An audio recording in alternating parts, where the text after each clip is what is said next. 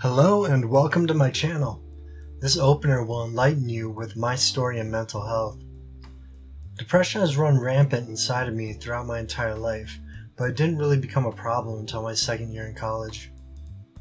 It just kept weighing down my heart at an increasing magnitude, never ceasing, pulling me down into the depths of despair from which I've not been able to resurface. During my second year at college, I began performing not so well. That is when I met Mrs. B, a nurse practitioner at my college who diagnosed me with a billion things that I didn't even have and placed me on a dozen or so personality-changing medications that I probably should not have been on. She sent me to a neuropsychologist who diagnosed me with a bunch more things, which I believe to be a result of the plethora of pills Mrs. B prescribed me to. Bipolar disorder, OCD, anxiety, depression, mania, narcolepsy, borderline personality disorder. She was pretty close to diagnosing me with schizophrenia as well as a few other things as well. Only two of them I actually had, depression and anxiety. She would just add a medication and then re-diagnose me with something that likely resulted due to a side effect of the medications in which she prescribed.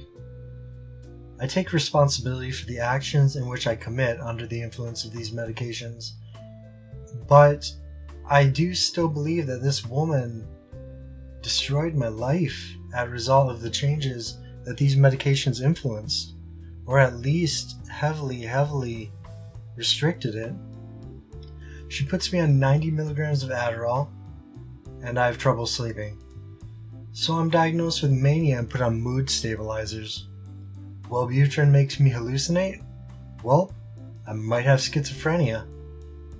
It was absolutely bizarre, and my behavior during that time followed suit with the bizarre concoctions that she had me taking. She was let go from the university, and for a while I had a more conservative nurse, but in conclusion, I don't think nurses should be diagnosing. They should be treating what a more qualified professional discovered. Next, I was sent to a local counseling center, nonprofit and a bit weird. My new counselor, who didn't like me, called me stupid, diagnosed me with autism, and later made me feel as if the only chance I have at happiness is in death. Due to her autism diagnosis, the prescribers at the counseling center wouldn't prescribe me anything to take away the depressive pain nor improve my life.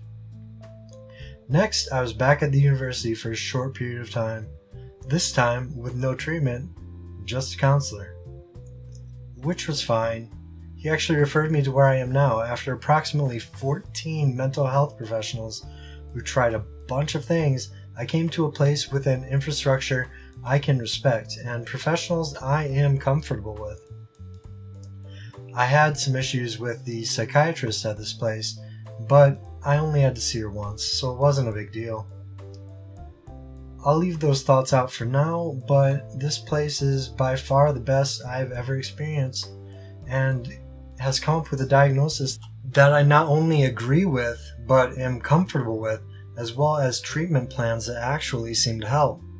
My therapist has her thoughts on my diagnosis, which is fine, but she let an actual psychiatrist do the job of diagnosing me.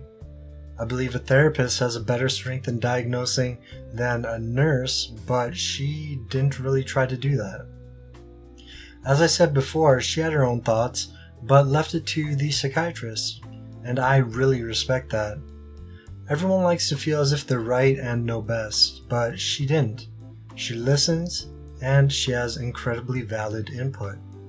She's the first counselor/therapist that I've ever met that I truly respect. Now I feel as if I should note that even though I didn't get along with the psychiatrist, I respect her. The nurses are incredibly nice, stupidly hardworking, and seem to really care about the people they work with. My nurse practitioner, let's call him the G-Man, Half-Life reference. Anyway, he's amazing. He's informative, likes to actually know what he's talking about, and doesn't try to diagnose me.